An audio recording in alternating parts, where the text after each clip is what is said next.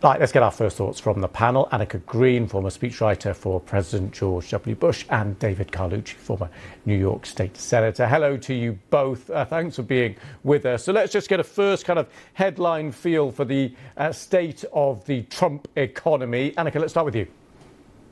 Thanks for having me tonight. I was actually excited to see that we were going to talk about job numbers and the unemployment rate because I actually ended up diving in pretty deeply to that over the course of my career.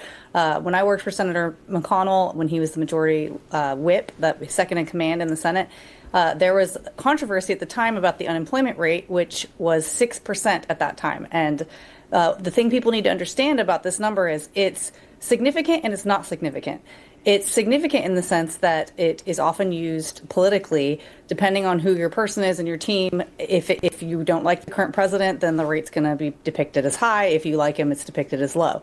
In an ultimate sense, 4.6%, that is lower than the 6% that Bush was dealing with. And the 6% then was the same number as under Clinton, but different sides are going to talk about it differently.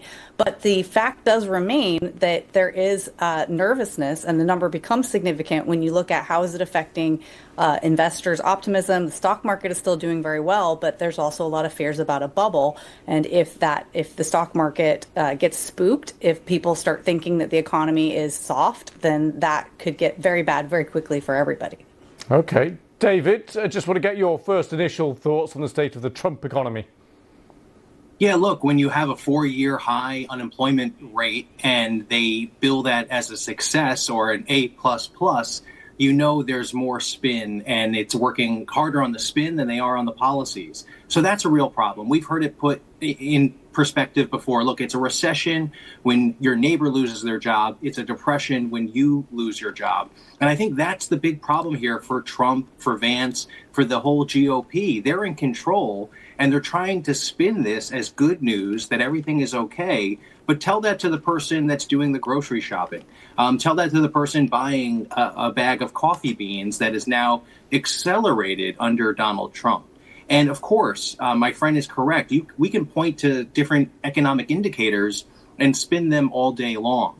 But these are the same economic indicators that Donald Trump and J.D. Vance used to just denounce and degrade our former president.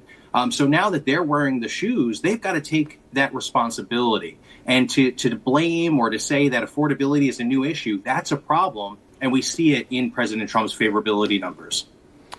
Okay, thank you very much for that. We're just going to pause the conversation there on the economy and take you to Los Angeles, because we've just got a little bit of movement there at the press conference.